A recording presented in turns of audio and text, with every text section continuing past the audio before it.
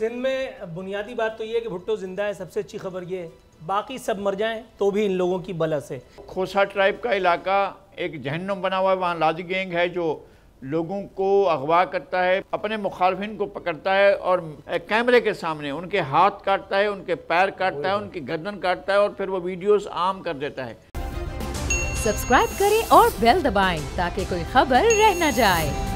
पाकिस्तान में बदकिस्मती से अब भी कुछ इलाके ऐसे हैं जहां पर डाकू राज है, यानी वहां पर डाकू डाके के बाद चले जाते हैं और उन्हीं की चलती है। पुलिस या कोई और कानून नाफिज करने वाले इदारों की वहां कुछ नहीं चलती। लगारी साहब, ये सुनने में बड़ा अजीब लगता है, लेकिन ये हमने देखा है कई दफ़ा ऑपरेशंस भी सुने, लेकिन कोई बात खास बनती नहीं है इस तरह से ऑपरेशंस के बाद। ये दो इलाके ऐसे हैं, पहले एक डेरा गाजी खान एक ही ज़िला हुआ करता था, वो डेरा इस्माइल खान से शुरू होता था और सिंध की सरहद पर कश्मीर पर आकर ख़त्म होता था। अब ये दो ज़िले बन चुके हैं, राजनपुर और डेरा गाजी खान। डेरा गाजी खान में जो है वो खोसा ट्राइब का इलाका एक जहन्नुम बना हुआ है। वहाँ लादी गैंग है जो लोगों को अगवा करता है, पुलिस वालों को थानों में जाकर कब्ज़ा कर लेता है, थानों में जाकर वो जो है वो बाकायदा आर्डर जारी करता है और अपने मुखालफिन को पकड़ता है और मीडिया के सामने यानी कैमरे के सामने उनके हाथ काटता है, उनके पैर काटता है, उनकी गर्दन काटता है और फिर वो वीडियोस आम कर देता है।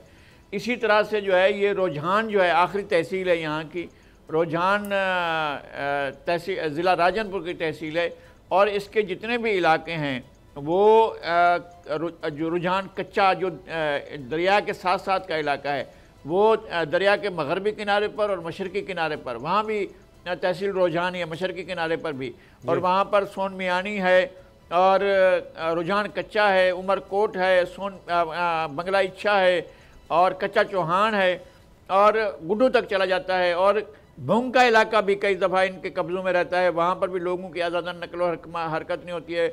जमालदीन आली के जो इलाका है वहाँ पर भी उनके करीब के इलाकों में भी यहाँ पर इस तरह का टेरराइज होते हैं लोग, वहाँ पर भी जराइम होते रहते हैं। और वहाँ की तहसील सादकाबाद और यहाँ तहसील जो है रुझान, इनके इलाकों के अंदर डाकू जो है वो गैंग की सूरत में करते हैं।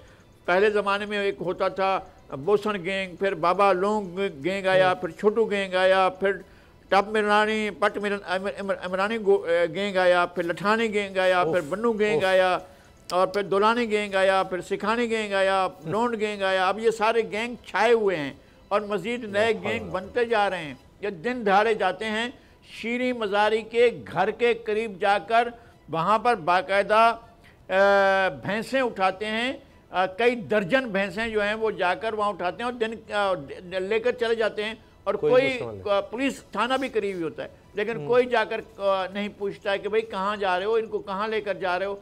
और इस तरह से ताजर को अगवा करते हैं, दुकानें लूट लेते हैं, दिन दहाड़े कत्ल कर देते हैं। कई लोग ऐसे हुए हैं कि बाकायदा कई लोग ऐसे थे जो मीर बलाकशेर मज़ारी साबिक़ वज़ीर आज़म और उनके बेटे रियाज मज़ारी जो MNA हैं उनकी पनाह में थे। उनकी पनाह में होते हुए भी अयूब रहवारी को कत्ल कर दिया गया और घर में घुसकर कत्ल किया गया है और महबूब सियाल को हाथ पांव बांध कर कत्ल किया गया है। तो इस तरह की वारदातें वहाँ हो रही हैं और लॉ इन्फोर्सिंग एजेंसी जो हैं वो कभी बोल में या किसी और चैनल में कोई खबर आ जाए तो फिर थोड़ा सा हलचल होती है, वरना लॉ इन्फोर्सिंग एजेंसी, पुलिस हो, कोई और इदारे हो, खामोश बैठे रहते हैं और जो आकर सरेंडर करे फिर उसके साथ डील होती है। अभी तक हमें नहीं पता चला है कि भाई छोटू गैंग का आपने इतना बड़ा शोर मचाया था, फिर उसने सरेंडर किया था, फिर आपने ट्रायल किया नहीं किया, क्या हुआ क्या नहीं हुआ किसी को पता नहीं है। तो ये गैंग अभी भी काम कर रहे हैं और इन गैंग्स के लोग जो हैं बाकायदा फ़ोन करके लोगों को कहते हैं कि जी हम आ रहे हैं और फिर चले जाते हैं और जाकर वारदात करते हैं। कोई भी ना तो पुलिस मदद करने के लिए आती है, ना कोई और लॉ इन्फोर्सिंग एजेंसी आती है। मेरे ख्याल में कि यहाँ पर कानून की अमलदारी अमलन ख़त्म हो चुकी है तहसील रुझान में और ये भी कहा सरसूख भी नहीं रहा है। पुलिस के लोग भी कई बड़ा सेगमेंट तो इनका होना है, पुलिस के कई लोग भी साथ में होते हैं, उल्टा इनकी मुखबरी कर रहे होते हैं कि जी इनको बता रहे होते हैं कि अच्छा जी एक्शन क्या है। यानी पुलिस अभी समझे कि वो ऐसे जैसे इनकी मुलाजिम हो वहाँ इलाका पुलिस के कुछ लोग, ये तक हमने सुना है। जनाब आरफी नामा, अब जिस तरह से हम जानते हैं कि सिंध हुकूमत को अब विफाक में भी हिस्सा मिल गया है, लेकिन कारकर्दगी इस वक्त क्या है? नूर आरफीन, क्या देख रहे हैं आप इस वक्त सिंध हुकूमत की तरजीहात सिंध में बुनियादी बात तो ये है कि भुट्टो जिंदा है, सबसे अच्छी खबर ये है। बाकी सब मर जाएं तो भी इन लोगों की बलस है। इन लोगों की तरजीहात ज़रा आप देखिए भुट्टो वालों की, विद ऑल ड्यू रिस्पेक्ट, के ये उलझे हुए कहाँ हैं, इनकी तरजीह कहाँ है। वज़ीर आला सिंध मुराद अली शाह साहब मुसिर हैं, फरमा रहे हैं इमरान खान कलमा पढ़ करके कह दें कि ऑडियो लीक उनकी नहीं। इमरान खान का बयान आ चुका, इमरान खान इज़हार लाताल्लुक़ी कर चुके, इमरान खान की जमात के लोगों ने तरदीद फरमा दी। मैंने कल कहा था कि उस ऑडियो में आसिफ अली जरदारी और मलिक रियाज की आवाज़ सुनाई तो देती है, लेकिन इमरान खान उसमें से मिसिंग है। कोई मेरे बारे में फ़ोन करके किसी से कोई भी बात करे तो उससे मेरा मुलव्विस होना साबित नहीं होता, लेकिन मुराद अली शाह कह रहे हैं कि नहीं, ये दरहकीकत इमरान खान का जुर्म है। मुराद अली शाह साहब की नाक के ऐन नीचे जिस शहर पे वो काबिज़ हैं बहैसियत वज़ीर आला, वहाँ जहाँ उनकी गाड़ी हमारे अरमानों को रौनती हुई दौड़ती चली जाती है, उनकी नाक के नीचे जुजलान मर्डर केस, अभी तक उस पर मुराद अली शाह साहब ने एक जुमला नहीं कहा है, एक जुमला। उनको ये तो याद है कि मलिक रियाज और आसिफ अली जरदारी की कोई ऑडियो लीक हुई है, लेकिन उनको ये याद नहीं कि मलिक रियाज ऑफ बहरिया टाउन, वहाँ बहरिया टाउन की हुदूद में एक बच्चे का मर्डर हो गया है। ये अंशाल, इरफान और एहसान नामी ये तीनों मर्डरर्स ये शहर से फरार हो चुके हैं। ये निकम्मी निठल्ली नाअहल पुलिस जो इन लोगों को, जिन लोगों को शायद इनको कभी गिरफ्तार करना चाहिए था, ये इन लोगों को सलामी देने पे, इनकी हिफाजत करने पे तुली हुई है। पुलिस की प्रायोरिटी क्या है वो मैं कल आपको बता चुका हूँ। मुराद अली शाह साहब इस बात पे भी खफा हैं कि जी आईजी को हटाना जो है वो मुनासिब फैसला नहीं था अदालत की जानिब से, गोया बदलिया भी इनकी मर्जी से फैसले सुनाएगी। बहरिया टाउन पर होने वाली इस वारदात पर अभी तक खामोशी है। एक और तरफ खामोशी है और वो ये तो बता गए कि इमरान खान जो है वो इस ऑडियो में मुलव्विस हैं, लेकिन उन्होंने ये नहीं बताया कि मलिक रियाज ने आसिफ अली जरदारी को ये जो बहरिया टाउन लाहौर जैसी बम प्रूफ लेविश लग्जरियस इमारत दी है, ये किस नेकी का सिला है। कोई भी मलिक रियाज जैसा नहीं, कोई भी बिजनेसमैन किसी सियासी शख्सियत को या किसी असर रखने वाली शख्सियत को क्यों कर इस किस्म की नवाजिशात देता है। क्या मुराद अली शाह बताएंगे? मुराद अली शाह को शायद यह भी नहीं पता होगा कि उनकी रियाया में से एक शख्स, एक औरत जो औरंगी टाउन की रिहायशी थी, जिसको बहाउद्दीन जिक्रिया एक्सप्रेस में रेप कर दिया गया, उनको याद भी नहीं होगा कि उनकी नाक के नीचे कोई इस तरह का कांड भी हुआ है। मैं आपको यह बता दूं कि 14 अगस्त को एक रैली में 7 लोगों को मौत की नींद सुला दिया गया था एक बम हमले में। यही मुराद अली शाह, यही भुट्टो वाली सरकार पूरे हफ्ते के बाद उनके सर पे हाथ रखने के लिए पहुंची है।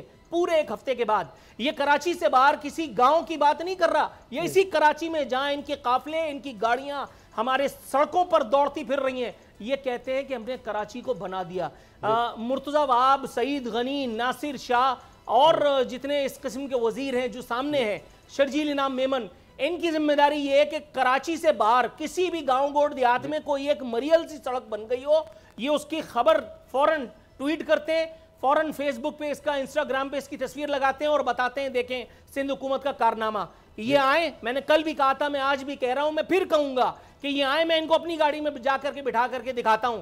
कराची इनकी प्रायोरिटी नहीं है। पीपल्स पार्टी की एक इंतहाई अहम शख्सियत जो अपनी क़यादत से नाराज है, मैं उससे ये बात करके कंफर्म कर चुका हूं, बल्कि मैं उन्हीं का जुमला आपकी खिदमत में गोश गुजार कर देता हूं कि पीपल्स पार्टी महाजिरों के इस शहर से, उर्दू बोलने वालों के इस शहर से बदला ले रही है। पीपल्स पार्टी कराची को ओन नहीं करती और पीपल्स पार्टी के इस बदले में मुत्तहदा कौमी मूवमेंट बराबर की शरीक है। आसिफ अली जरदारी की ऑडियो लीक पर फख्र किया जा रहा है कि देखो इमरान खान हमारे लीडर के सामने झुक गया। इमरान खान का होना उसमें साबित नहीं है, लेकिन इनको अपनी बुनियादी जिम्मेदारी से, लेकिन अभी तो मुलाकात हुई एमक्यूएम की और उसमें कहा है सारे तहफ़्फ़ुज़ात दूर होंगे और वज़ीर आला की ड्यूटी लगा दी है जरदारी साहब ने कि सारे मामला हल होंगे एमक्यूएम के साथ, और वो ज़ाहिर है शहरी उनके मामला हैं।